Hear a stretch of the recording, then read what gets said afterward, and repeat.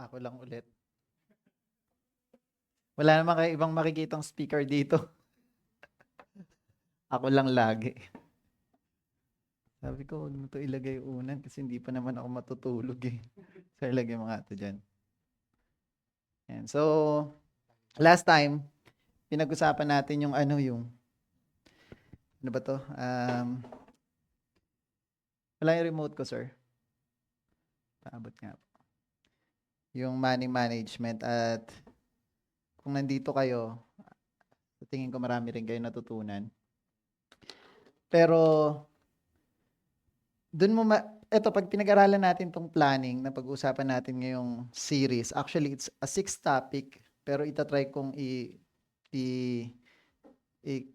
compress siya sa 4 lang. Kasi syempre, mas marami pa tayong pag-uusapan eh, no? Maa-appreciate ninyo kung bakit ginawa natin yung last time na computation. Kasi that is part of planning, no? So, para mabilis tayo, simulan ko na. Planning is faith in action. So, ito yung introduction natin sa planning series. So, we have 4 topics. Ikakat ko na lang yung iba. Pero 6 topics to pag nirelease ko to as book. Wow. 6 yung topic na pag-uusapan natin. Pero pag-usapan natin siya, ikat natin sa 4 lang. Okay? So, sige, let's start. Yan. Faith demands a plan. Kailangan daw yung pananampalataya natin, merong kalakip na pagpaplano. Ibig sabihin, planning is faith. If you don't plan, you don't have faith. Okay? So mamaya, mapag-uusapan pa natin ng maigi yan. Many believers have great visions. Marami silang pangarap, marami silang dreams, but no clear plan. Marami lang pangarap, marami lang vision, pero hindi clear yung plano or hindi nagplano. And without planning, life becomes drifting. So this is the worldly principle. Yun. Sabi dyan, if you fail to plan, you plan to what? Fail. Pag ikaw daw ay nag-fail na magplano, ikaw daw ay nagplaplano na mag-fail. Ibig sabihin, sure yung iyong pagbagsak, pag-fail, pag hindi ka nagplano. That's why it's important. So ito yung worldly principle na makikita natin, it's also biblical, di ba?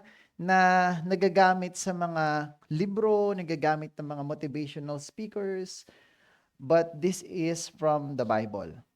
Okay? God is a planner and His children, us, must be a planners also. Okay? Success is not luck. Yan. Success is the orderly, ongoing advancement towards a goal until you reach it. Okay? Dapat daw may order. Hindi tsambahan. Okay? So, stop drifting, start planning. Pwede nyo bang sabihin to? Mga 5 beses. Yeah. Faith demands a plan. 1, 2, 3, go. Isa pa. Isa pa. Faith demands a plan. 2 pa. Faith demands a plan. Last. Ba't ko pinauulit-ulit? Kasi dyan lang iikot yung pag-uusapan natin ngayon. Okay? If you have faith, you need to plan. Okay? Now, if you're going to fulfill your vision, you must stop, sit down, and plan. But, why? Bakit kaya? Bakit kaya kailangan tayo magplano? Kasi God will not plan for you. Wait lang, is this biblical? God has a plan for you. God has a plan for you, but He will not plan for you. Naintindihan niyo ba? Ulitin ko. Biblical ba to? Ito kasi God has a plan for you, but He will not plan for you. Okay? Medyo mas i-explain pa natin. God already has a purpose for your life. Sabi niya sa mga verses like Jeremiah 29. Di ba? Ano sabi niya doon? For I know the plans I have for you. So may plan si Lord sa'yo, pero hindi siya magpaplano para sa'yo. Ayan God already has a plan or has a purpose for your life, but He won't do the planning for your life. May plano siya para sa'yo, pero hindi niya ginagawang tamad. Hindi siya magpaplano para sa buhay mo. Ikaw ang magpaplano para sa buhay mo. Biblical ba yan? Let's read. Anong sabi dyan? The heart of a man plans his way, but the Lord establishes his steps. Sino daw yung nagpaplano? Yung puso ng tao. Yung nagpaplano ng kanyang path. Pero ini-establish ni Lord yung mga steps. Si Lord yung nag-i-establish. A man is responsible for planning. God directs, but He won't do the planning for you. You will do your planning. Okay? Next, the plans of the diligent leads surely to abundance or profit sa NIV version. But everyone who is hasty comes only to poverty. Diba? Sino nagpaplano? Paano ka magiging successful? Si Lord ba yung magpaplano o yung diligent na tao? Yung diligent na tao ang nagpaplano. Tapos, i-establish ni Lord yung plano mo, yung steps mo, kung saan ka tatapak. Sabi yan sa Proverbs 21:5, diligent people plan, God blesses those plans, but laziness has no plan. Okay, so, si Lord, may plano siya sa bawat isa, pero hindi siya magpaplano para sa buhay mo. Ikaw ang binibigyan niya ng trabahong magplano para sa buhay mo. Kung ano yung desire mo, kung ano yung plan mo, i-establish niya yung lalakaran mo. Yun yung pinapangako niya. Pero, kung i-apply natin yung principle na sinabi doon sa Jeremiah 29:11, for I know the plans I have for you. Alam ni Lord, plans to prosper you and not to harm you, plans to give you hope and a good future. May plano siyang maganda para sa'yo, pero ikaw yung magplano para sa buhay mo. Naintindihan? Okay, so I have 1, 2, 3, ilang points ba to? 4, 5, 6 points na pag-uusapan ngayon. Bibilisan na lang natin. Okay? So, ano na to? May live na. Tsaka isinesend ko na ngayon yung mga video na record. No? Para ma-review nyo. Okay? So, number 1 point is planning is faith. Sabi sa Hebrew 11:1, now faith is the substance of things hoped for, the evidence of things not seen. So, yung faith daw, ito yung parang tangible or assurance sa isang bagay na hindi mo nakikita, evidence daw yan. Pero kung walang pagpaplano, ano sabi dyan? Faith without planning is just a dream. Faith with planning is evidence. Okay? When you write down what you believe God has shown you, you give substance to the unseen. Sabi dyan. Okay? So, the question is, how do you show evidence of what others cannot see? Halimbawa, meron kang faith. Hindi naman nakikita ng iba yung faith mo. paano mo daw mapapakita sa iba? You write it down, you draw it out. Kaya, I don't know kung meron kayo mga vision board or dream board, yung mga ganun. Sa mga motivational speakers, tinuturo nila to no, kung sino man yung mga mentors na kilala ninyo, talagang ito yung pinupush nila. Kailangan ilagay mo sa nakikita mo yung dream board mo. Para saan? Para every time na nakikita mo yun, namomotivate ka na meron kang pangarap. Ikaw mismo rin. Di ba? Na yung faith mo, makikita mo doon sa nakasulat o nakadrawing. Kaya napaka-importante. Sabi din dito sa Habakkuk 2. Sabi diyan, "And the Lord answered me and said, write the vision and make it plain upon tables or tablets," sa ibang version, "that he may run that readeth it." King James Version kasi to.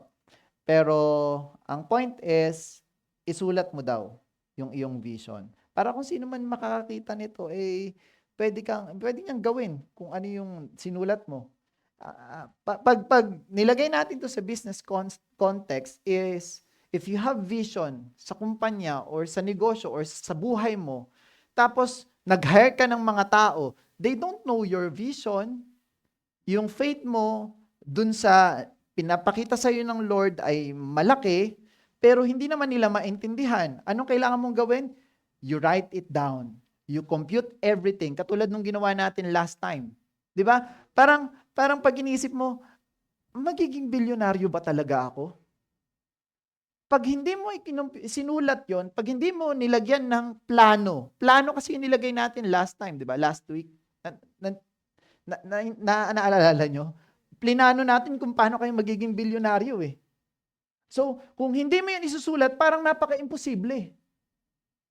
Tama, mali. Pero nung isinulat natin, from 10,000? Talaga ba? Hindi hasty, hindi nagmamadali, pero as long as hindi mo siya isinusulat, magiging imposible siya sa isipan mo. At darating yung panahon, makakalimutan mo yung vision na ipinapakita sa iyo ni Lord.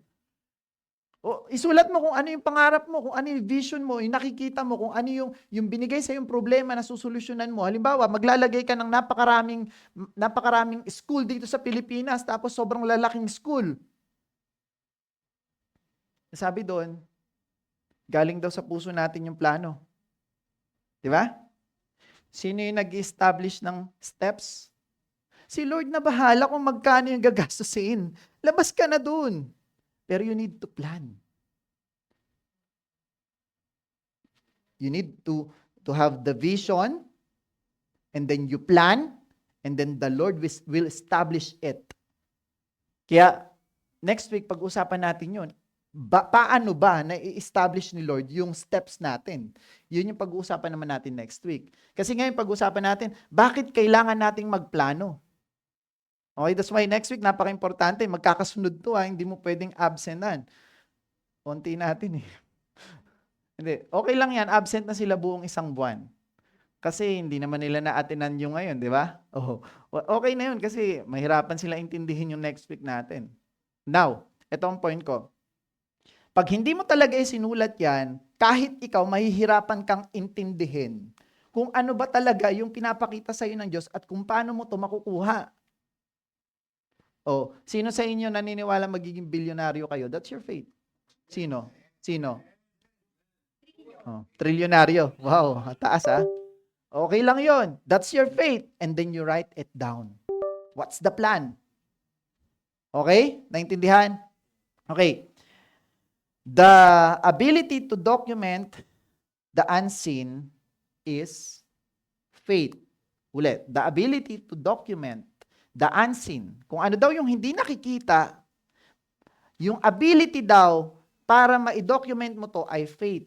Kaya aabot sa pagpaplano.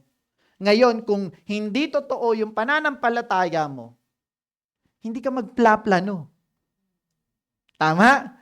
Kasi kung naniniwala ka talaga na ibibigay sa iyo ni Lord yung pinapavision niya, Plaplanuhin mo yun eh. Hindi. Binigay sa vision ko na magtatayo ako ng airport, magtatayo ako. Tapos dumating na yung 1 taon, 2 taon, 5 taon, wala ka pa rin sinisimulan na plano. O hindi ka pa rin nagsusulat kung paano mangyayari yun. Bakit? Dahil hindi totoo yung pananampalataya mo. Pero kung nananampalataya ka, plaplanuhin mo yun kahit wala ka pang hawak na pera. Tama, mali.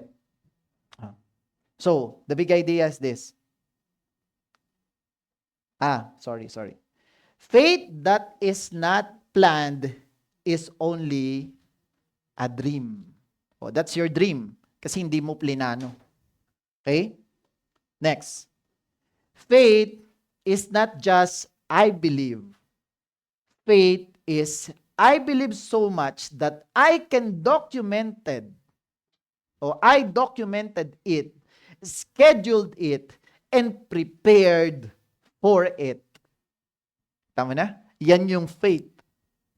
Yung faith ay hindi lang naniniwala ako, kundi i-document ko, isinulat ko, in-schedule ko, nilagyan ko ng dates, nilagyan ko ng timeline, at pangatlo, pinaghahandaan ko. Yan yung faith. Okay. Big idea. If you believe it, you'll plan for it. If you don't plan for it, you don't really believe it. Okay? Planning is the highest expression of my faith. Okay? Point number 2. God is the master planner. Siya naman talaga yung nagsimula ng pagpaplano. Sabi dito sa Ephesians 1:4-5, for He chose us in Him before the creation of the world to be holy and blameless in His sight. In love, He predestined us. Ibig sabihin, nakaplano na. Predestined. Naka-destiny na daw tayo. Ibig sabihin, may plano na siya for the adoption to sonship. Talagang i-redeem niya na pala tayo. Simulat bago pa sa creation. Ayan, before the creation of the world. Plano niya na pala yun. Bago pa simulan yung mundo, nakaplano na pala na magkakasala yung tao, darating si Jesus Christ, tapos i-redeem tayo, tapos aampunin tayo. Nakaplano na pala yun. Hindi na pala nagugulat si Lord. Naintindihan? Some people say, nagpe-fail din naman si Lord eh. Narinig ko yan sa ibang mga preacher. Nagpe-fail din si Lord. Tingnan mo yung nangyari sa Garden of Eden. Nag-fail siya dun 'Di ba? Ito yung aking creation, si Adan, tsaka si Eva, tapos biglang nag-fail siya, biglang kinain yung prutas na. Pero nakaplano pala yung lahat. Tapos nakaplano rin pala na ililigtas niya tayo, i-redeem niya tayo for His glory. Siya yung unang nagplano eh. Plano niya talaga lahat. Plano niya rin kung ba't ka nandirito. So, ano pa ba sasabihin ko dyan sa pagpaplano ni Lord? Wala eh. Before there was earth, God already planned redemption. So, He planned. He is the master planner. He documented His plan in scriptures. Nakasulat. We have the Bible. Di ba? Promises, prophecies, blueprints. Then, He worked His plan through Jesus Christ. Di ba? Okay, so, masyado na magiging doctrinal pag pinalalim ko pa yung explanation nito. Maraming mga video sa CLCC. Ano ba yun? Nakalimutan ko na yung pangalan ng church. Sa Change Life Christian Church, you search it sa YouTube, makikita niyo yung mga preaching doon. Ipinapaliwanag namin kung bakit ganyan. Kasi si Lord, siya ay sovereign, siya ay makapangyarihan, walang bagay na hindi niya plinano, lahat ay nakaplano. Kaya Yung pagdating ni Jesus Christ ay hindi panggugulat or plan B. Hindi yung second plan or third plan. Nakaplano talaga yon. Ganun siya. That's the original plan. And He is the master planner. Amen? So, tumatagal ako Sorry Okay, this is the observation. God never leaves His purpose undocumented. May purpose siya, dinocument niya sa pamamagitan ng Bible. You see? Sinulat. No? And He writes it, He declares it, He works it. And next is God's purpose. Yan. God's purpose created His plans produced His work, and His work fulfilled His purpose. Diba? Naintindihan niyo ba to? I-explain ko ba sa Tagalog? That's why planning is not worldly. It's godly. It's not a worldly principle. If you plan, it's not from the world. Hindi yung world yung nagtuturo sa'yo nito, natsambahan lang to ng mga tao. Pero it's from the Bible because our God is the master planner. He teach us how to plan. And if you don't plan, you plan to fail. So, if God wrote His plan, why are we living without writing ours? Sino sa inyo may plano sa buhay nyo? O yung plano nyo nasa isipan lang, hindi, may plano ako, huwag kang mag-alala, Boss K, may plano talaga ako. Patingin nga ng plano mo. Hindi, may plano ako. Ba't ba? Sinulat mo ba? Hindi. Pero may plano ako. Hindi ako maniniwalang may plano ka. Hindi mo nga sinulat Ang plano, sinusulat. Nakakita ka na ba ng architect na nagplano na walang drawing? Architect, pwede mo ba akong bigyan ng plano ng bahay ko? Gusto ko ganito, gusto ko ganyan. Sige, may plano na ako. Nasaan po? May plano na ako. Okay, may plano na siya. Nasaan? Nasaan yung plano mo sa buhay mo? Si God has a plan for you. Nakasulat sa Bible. Tama? Nakasulat. He has a plan. The ultimate plan. It's written. Sabi nga ni Pastor kanina, ano yung pinaka-best version ng Bible? Ano daw? King James? New, International Version? Or dating daan version? Ano yung pinaka-best? Yung pinaka-best na plano, pinaka-best na translation ng Bible or anong tawag doon? Version ay ikaw. Kasi yung nakasulat sa Bible, buhay mo yon. Dapat makita sa buhay mo yung nakasulat sa Bible. Amen? So, pag hindi, ibig sabihin, yung plano ni Lord hindi nangyari sa buhay mo. That's why you need to plan. Sinong kakaibiganin mo? Dapat nakaplano. Okay, ito yung restriction ko. Dapat pag ganito, hindi. Di ba? So, everything you need to plan.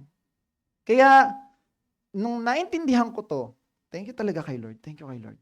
Dati ako sabi ko nga sa inyo, dati syunga ako. Dati, ignorante ako. Di ba? Dati akong walang alam. Pero nung pinag-aaralan ko yung Bible, that's why I love to study the Bible. No? I am being amazed.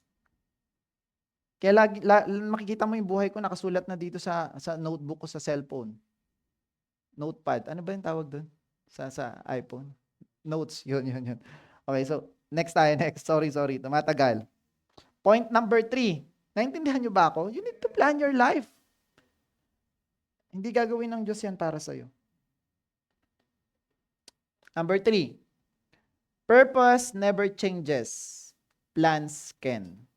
So, yung purpose ng buhay mo, hindi yan magbabago. Yung purpose ng Diyos sa buhay mo ay hindi yan magbabago. Pero yung plan, pwedeng magbago. Ikaw din, kung ang purpose mo maging bilyonaryo, tapos nagsulat ka ng plano, nagkamali ka, nag-fail ka, pwede mo baguhin. O, plan B tayo. Naintindihan? Si Lord lang naman walang plan B kasi yun yung original plan niya. No? Tayo, nag-fail tayo. Tao yun Okay, pag may nagsabi sa inyo nagpe-fail si Lord, maling turo yun. Nakaplano lahat. He is sovereign. Okay? Now, tayo nagkakamali. So, we plan, We fail, and then we replan. Naintindihan? Okay. So, sabi dito,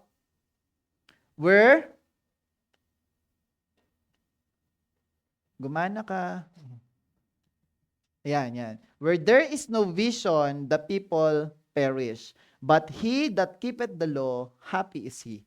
So, yung vision, parang revelation or yung pinapakita sa'yo ni Lord, na pangarap mo, kung ano man yan, yung mga revelation na pinapakita sa'yo ni Lord, no? The people perish kung wala daw vision. The people perish. Nung iniintindi ko to, medyo malalim to, no?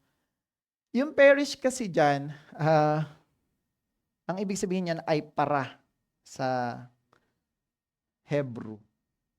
Para. Ang ibig sabihin ng Peru ay to lose, to ungoverned, or no self-control. Kung wala daw vision yung tao, walang vision, ay tayo ay walang self-control. Ibig sabihin, yung salita sinasabi ni Pastor, mapapahamak. Bakit mapapahamak? Kasi kung saan-saan tayo pupunta. Kung ano-anong gagawin natin. Mag-experiment tayo. Now, we need to have vision.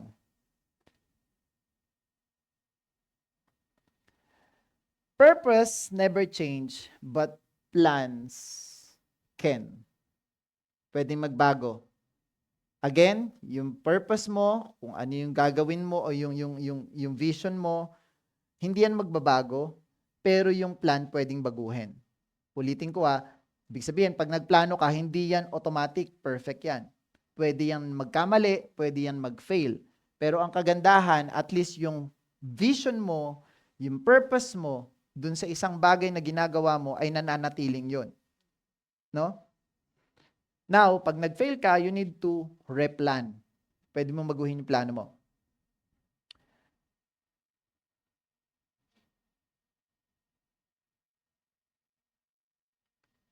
Sorry. Adam fell. Did God panic? No. He made another plan. The seed of the woman shall crush the serpent's head. Pero it's not another plan. It's not another plan katulad ng sinasabi ko sa inyo. Nakaplano na 'to. Kumbaga parang in some other points ng mga theologian, akala nila nagkamali yung Diyos dito. Pero it's the original plan in a way na parang si Ahaz ay para bang feeling niya nanalo siya, pero hindi naman pala. Kaya ang dating nito ay another plan, pero this is actually the original plan. Pero kung kukunin natin yung principle, kung nagkamali man yung Diyos, hindi naman siya kaya nga sinabi ko diyan, did God panic? Hindi. Bakit? Kasi meron naman talaga siyang planong iba. So, ikaw, you don't need to panic when you fail.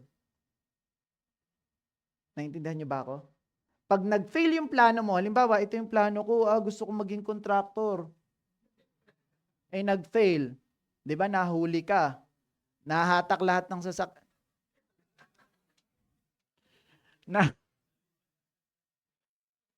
na-hold lahat ng pera mo. Panibagong plano ka na naman, kagawad. Huwag ka mas-shock. Okay, hindi ito. Okay, let's replan. Naintindihan niyo ba ako? Okay, kinukuhan lang natin yung concept, pero hindi nagkamali yung Diyos dyan. Gusto ko lang linawin sa inyo. Baka lang magkamali kayo ng pagkaintindi dito sa sinulat ko. Pero actually, hindi talaga siya nagkamali. No? So, ikaw din, dapat huwag kang magugulat pag nag-fail ka. Kasi sabi nga nila, failure is your stepping stone. Di ba? Parang ladder to success. Yung failure, yung mga rejections mo, yung mga maling decision mo sa buhay, yung mga mali mong plano, ano yan? Stepping stone mo yan para mas lalo ka pang gumaling, magkaroon ng kaalaman, matuto. Di ba? Part yan ng success eh. Okay, so you need to replan. Okay? So,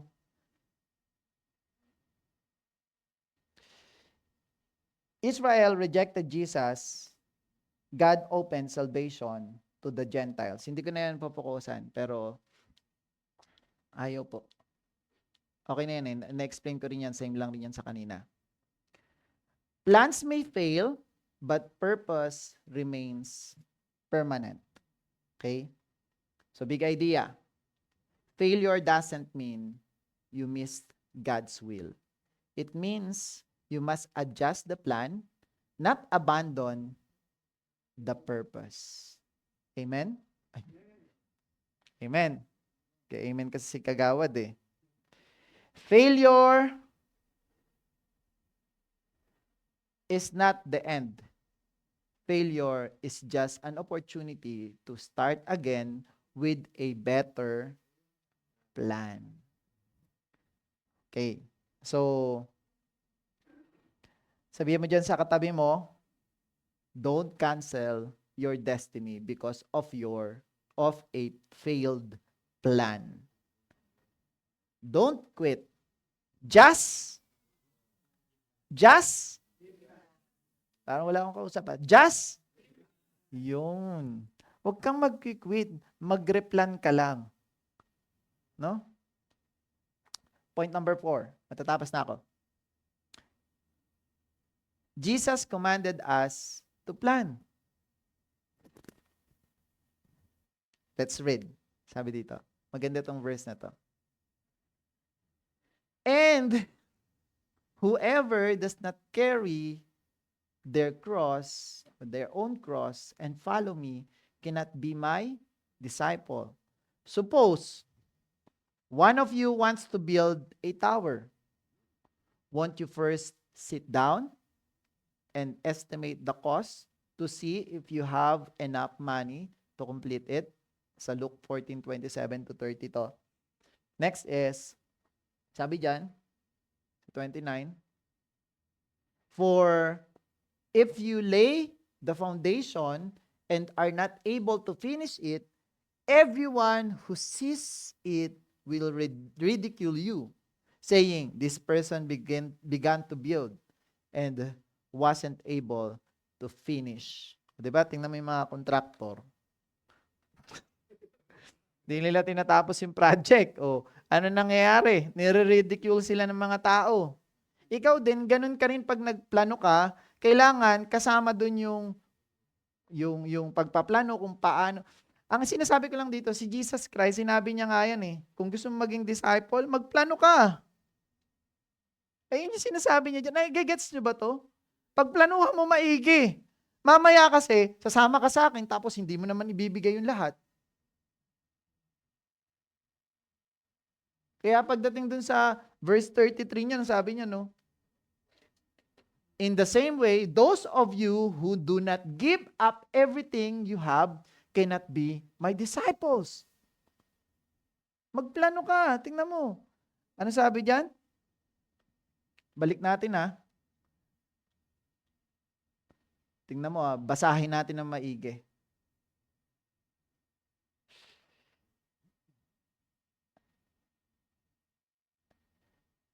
Verse 28.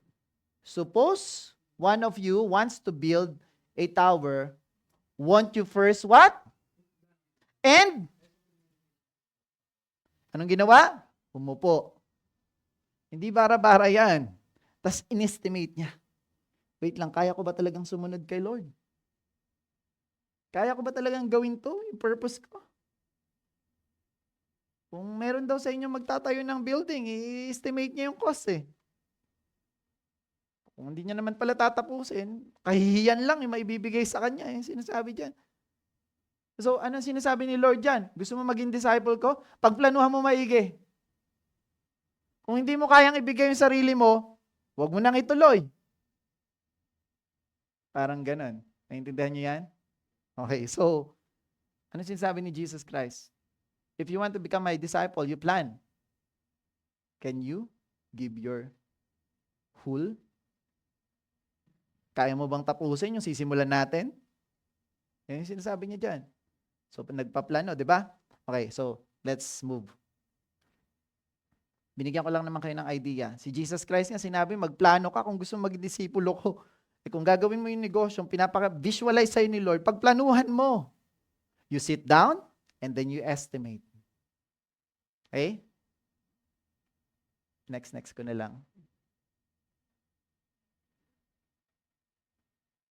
Yan din sinabi ko. If anyone does not carry his cross, he cannot be my disciple. Suppose one of you wants to build a tower, won't you first sit down and estimate the cost?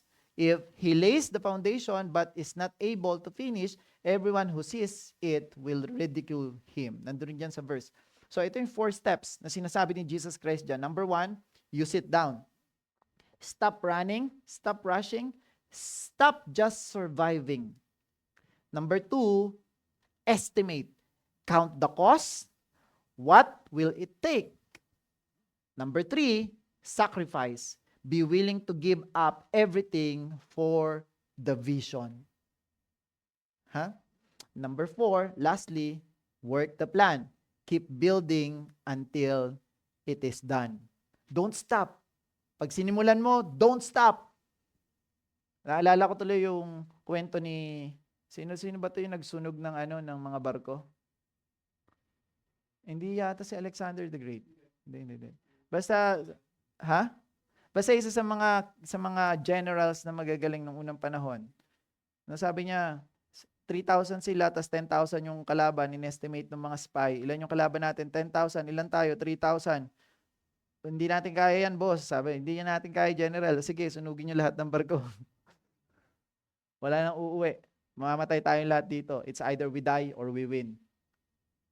So that's the mindset. When you start, don't let people see that you don't finish because you will be ridiculed. Naintindihan? Finish what you start.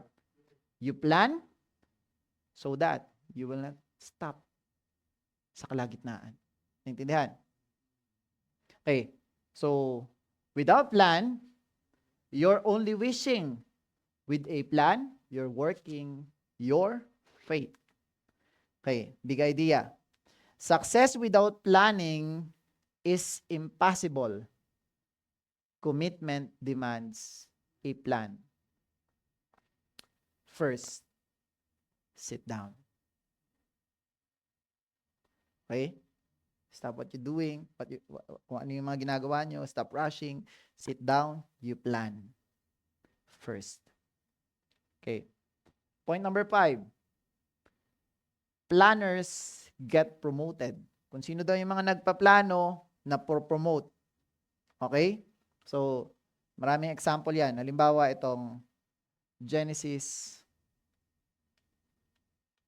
Ano ito yung mga 5 times click bago gumana? Mukhang nawala na to ng battery, Pastor. Pwedeng ikaw na lang po mag-click, tapos sabihin ko ng ano. The plan seemed good to Pharaoh and to all his officials. Ay, sorry. Nandiyan ba? Okay. So, Pharaoh asked them, can we find anyone like this man? Sino yung tinutukoy dyan? Si Joseph. One in whom is the Spirit of God. Sabi diyan, the plan seemed good to Pharaoh and to all his officials. Ano daw plano ni Joseph? Pag binasa mo yan, sabi ni Joseph, magkakaroon ng 7 years na sa kasaganahan, 7 years na taggutom. Ang gawin natin, Pharaoh, mag-impok tayo ng mga pagkain for 7 years para may magamit tayo sa panahon ng kagutuman. Sabi ni Pharaoh, parang okay yung ano mo. Meron bang katulad nito? Wala no? Parang ito talaga. Naintindihan niyo ba? Anong ginawa sa kanya? Anong ginawa kay Joseph? Naging second in command siya. Then Pharaoh said to Joseph, since God has made all this known to you, there is no one so discerning and wise as you. You shall be in charge of my... parang siya na yung Pharaoh dyan Yung Pharaoh, tulog-tulog na lang kasi nakita niya magaling si Joseph Second in command. Siya yung pangalawa sa pinakamataas. Pagkataas ng Pharaoh, siya. Na-promote siya from prisoner yan. From prisoner. Galing yan sa kulungan. Inatak lang dun. Tapos ngayon, naging second in command. May plano kasi siya. Anong plano mo? Next. Sabi dyan, Joseph gave Pharaoh a plan, and the plan pleased Pharaoh. That's why Joseph was promoted. Dito rin sa Exodus 26:30, sabi dito, set up the tabernacle according to the plan shown you on the mountain. Sino sinasabihan dyan? Si Moses. God gave Moses a plan for the tabernacle, not a building, but a blueprint. Okay? So, dito sa Psalms 24, sabi ni David, si David nagsulat nito, yung Psalms na to, may He give you the desire of your heart and make all your plans succeed.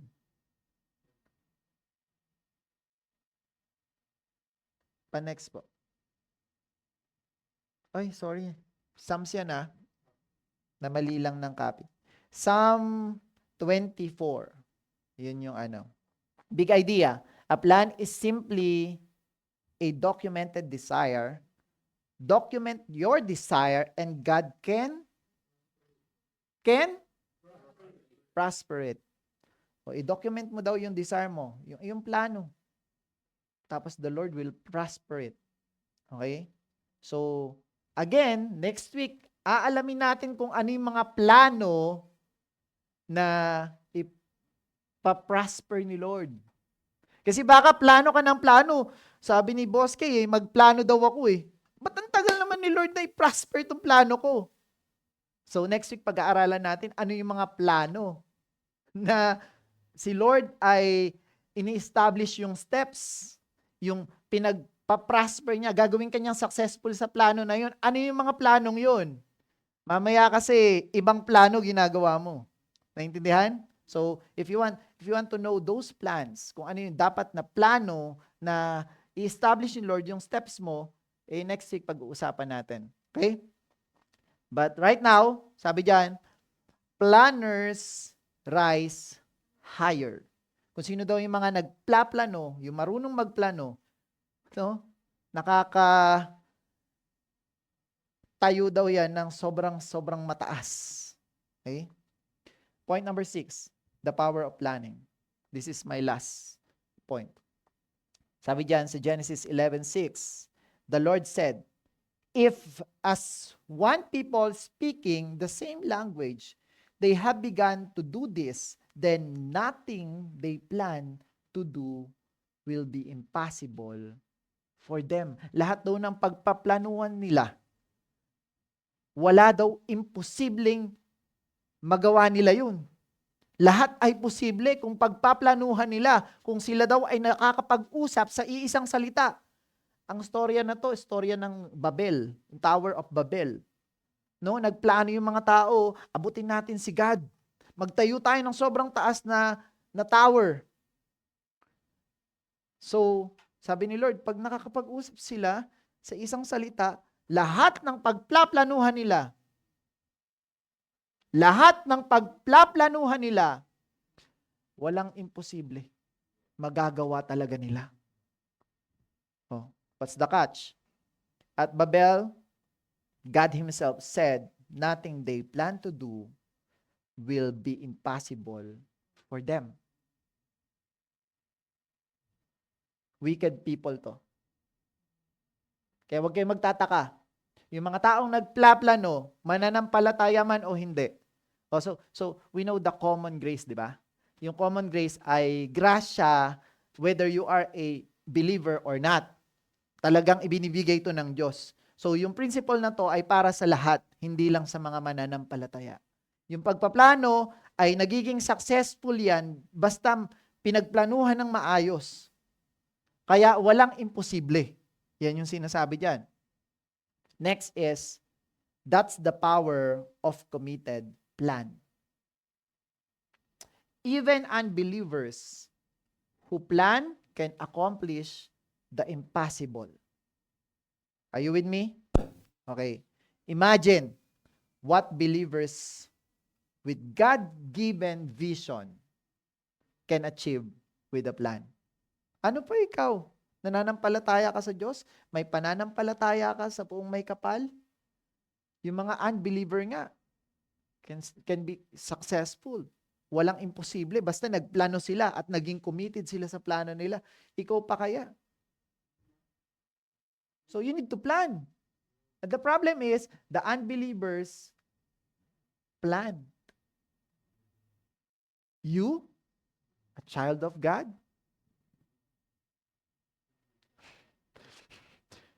just pray and pray. But don't plan. but didn't plan. Hindi nagpaplano kahit kailan. Pray ka na lang ng pray. Lord, gusto ko maging bilyonaryo. Pinapakita mo sa akin yung Lord, bigyan mo na ako 1 bilyon. Hindi ka naman nagplano. Sabi niya sa Psalms 33:11, but the plans of the Lord stands firm forever, the purpose of His heart through all generations. Proverbs 12:5, mga reference lang to. The plans of the righteous are just, but the advice of the wicked is deceitful. Kita mo? Yung plano ng mga righteous are just. Giging successful yan. Niwala ka lang.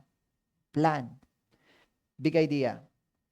Planning aligns human vision with divine order. Without a plan, life has no definition. Can you read this? The next one.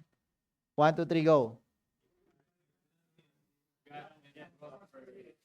One more time. 1, 2, 3, go. If I plan it, God can prosper it. Pag planuhan mo, God can prosper it. Okay? Closing challenge. So tonight, turn off the TV, put your phone away, sit with a blank paper, ask God for 5 years, 10 years, and 20 years plan. 20-year plan. Okay? Katulad nung ginawa natin last time.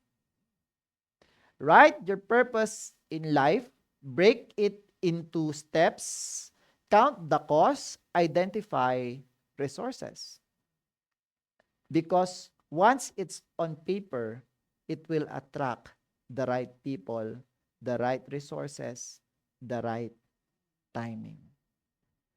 That's why it's important to have a plan. Huwag kang bahala na si Batman, kundi bahala na dapat si Lord. Anong sinasabi ni Lord? Kung sinabi mong bahala na si Lord, anong sabi niya? Plan. So yung salitang bahala na si Batman, mga taong hindi nagplaplano.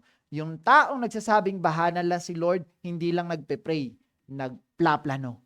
Yun yung sinasabing bahala na si Lord. If you say bahala na si Lord, you plan. You sit down and then you plan. Okay? Okay. Say it with me. Planning. Ay, may habak pa pala. Yan, binasa na natin yan kanina. Write the vision, make it plain on tablets that he may run who reads it. Okay? Say this with me. Planning is faith in action. Eto, mas malakas. 1, 2, 3. Next, Pastor. Planning is the highest expression of my faith. Wow. Kung meron ka ba talagang pananampalataya, magpaplano ka. Final words. Vision give birth to plans. Plans give birth to works. Works fulfill your purpose. Planning is faith in action. And faith without work is dead. Biblical ba yan? Oh, sabi yan sa James 2:26. As the body without the spirit is dead, so faith without deeds or works is dead. Okay? Ito, mga last note. Without a vision, people perish. Without a plan, vision perishes. So tonight, we declare, planning is faith, planning is obedience, planning is worship. Again, remember this. Faith demands a plan. Let's clap our hands for God. I hope you learn. May question ba to? May question? Wag lang mahirap. So we will now be entertaining questions po. Anyone who would like to ask something from our speaker po? Wala.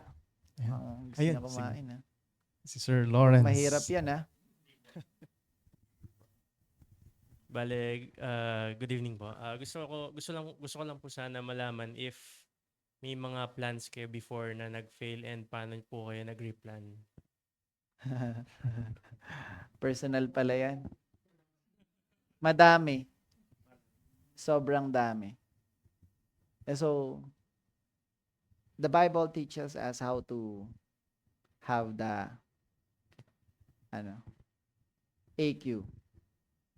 AQ. Kasi merong 4 na katalinuhan yung tao.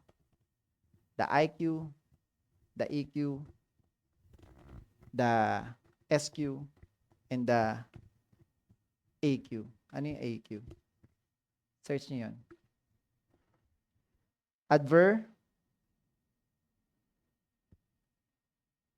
Ano yung AQ?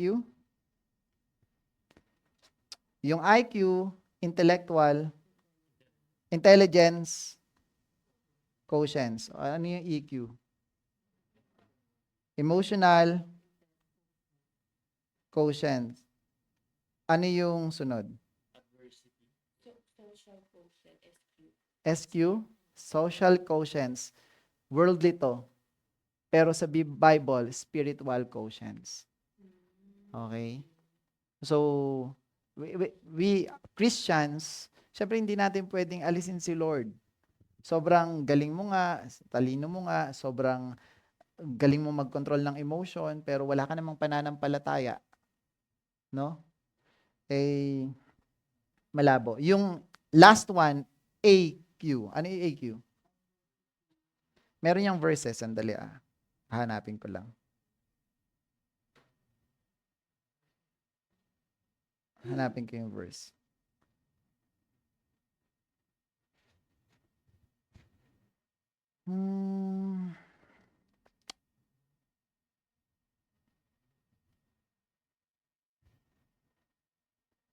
Second Corinthians 4, 8 to 9.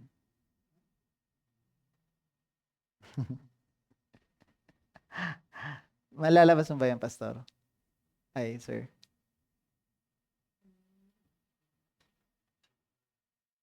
AQ, the wisdom of adversity. This is your adversity quotients.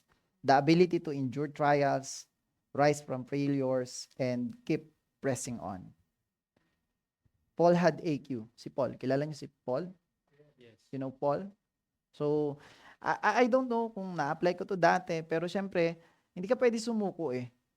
Di ba? Dahil hindi pa ako mananampalataya, totoong mananampalataya, kasi Christian na ako, unang panahon pa lang eh. So, nagwendang-wendang, napunta sa ibang mga religion, naging magulo ang isip. Pero, syempre, meron kang, yung tinuturo ay yung kadahilanan kung ba't mo to ginagawa. Di ba? Parang ganun. Tinuturo sa atin, why? What is your why? Ano bang reason ba't mo to ginagawa? So, dati, ang reason ay personal. Like, for my family, for the future of my kids. Like that. That's my why. Kaya hindi ako sumusuko. Kahit ano gagawin mo. 'Di ba? Pag yung isang tatay walang-wala na, gagawin niya kahit ano eh. 'Di ba? Mangho-hold up yung iba, hindi ko naman ginawa 'yun. Pero ang point ko ay kaya ka hindi susuko kasi merong umaasa sa iyo. And that's the most important thing for me before. But right now, the reason why I'm doing such things, kung ano yung ginagawa ko ngayon, is for the glory of His name. Mas mabigat na yung why ko. It's not for human being. It's not for a person. But for the divine one. We are hard pressed on every side, but not crushed. Perplexed, but not in despair.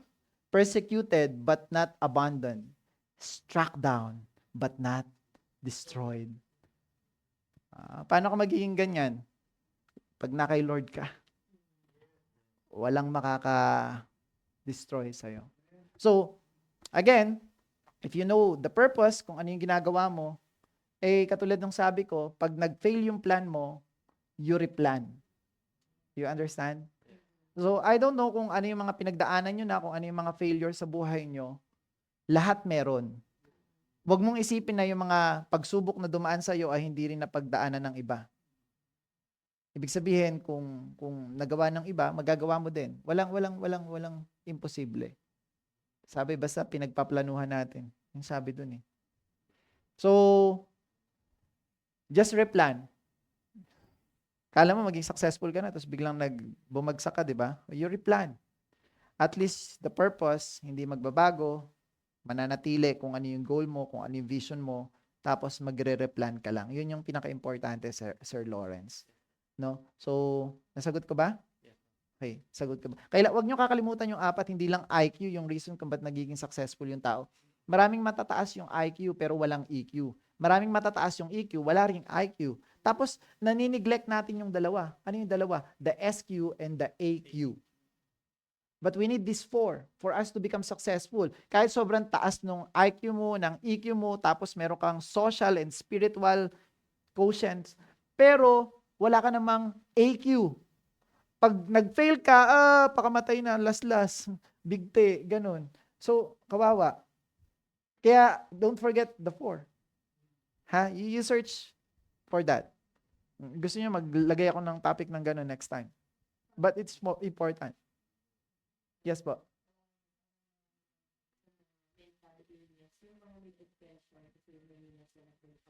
Yeah. That's why hindi sila magiging successful talaga. Kasi na-destroy sila because of the failures. Parang they quit. Yun yung mangyayari sa iyo pag wala kang AQ. Adversity quotient. Napaka-importante nito. Kasi napaka-konti lang ng tao na nag-a-apply nito. Kala kasi nila IQ lang kailangan, EQ, tapos kailangan may connection ka lang, kailangan pray ka lang ng pray. Paano kung hindi mo natutunang magkaroon ng adversity quotient? Yung pag may problema na kaya mong tumayo ulit. Kailangan mo to. Sabi ko nga, nung ako ay worldly mentor pa, hindi pa ako nananangan sa Bible, sabi ko, ang kailangan mo ay lakas ng loob at tibay ng loob. So, yung adversity quotient, tibay ng loob yun. Yung lakas ng loob, magsisimula ka. Lakas ng loob eh. Pero pag nandun ka na sa problema, kailangan mo na ng tibay ng loob. So, nasagot ko ba? Okay ba yun? So, pwede pang isang question. I hope you learn.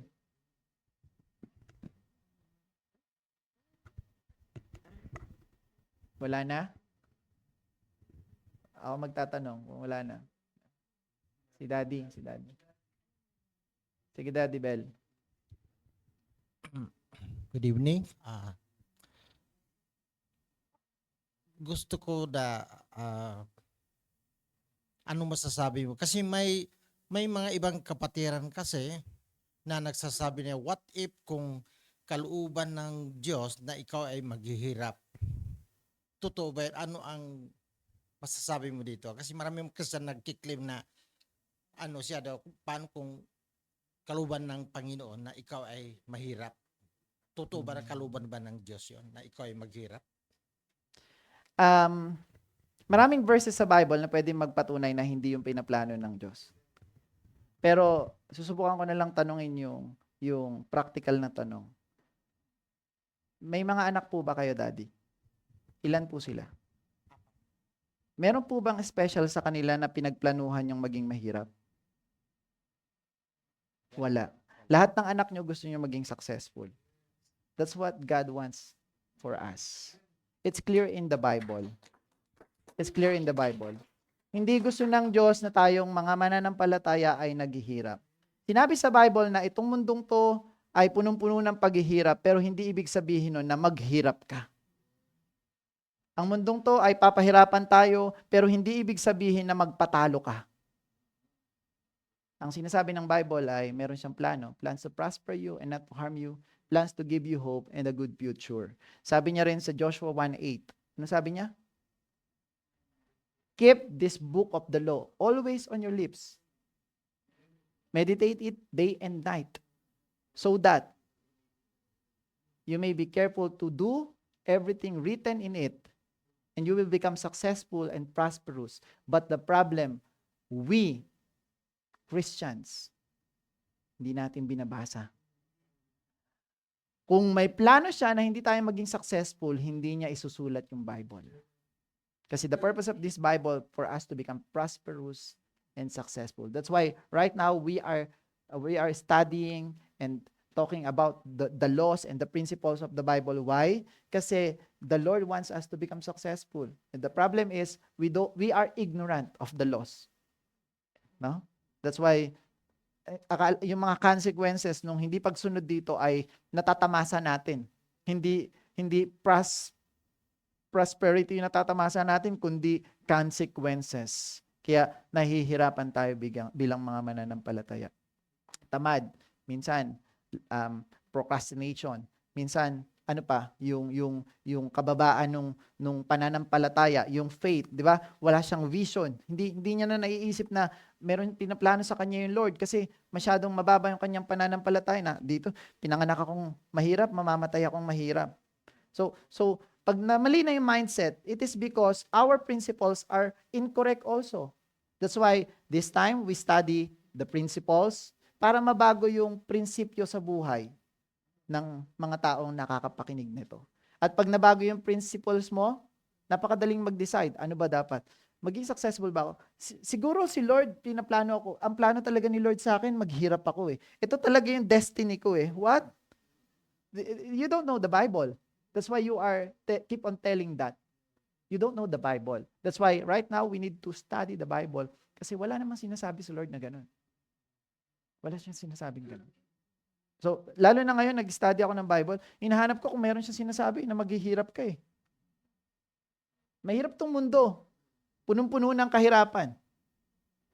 Parang sa pag-aasawa din. Sabi ni Paul, kung mag-aasawa ka, mahirap mag-asawa. Napakaraming problema. Pero, hindi ibig sabihin, hindi magiging successful yung marriage nyo.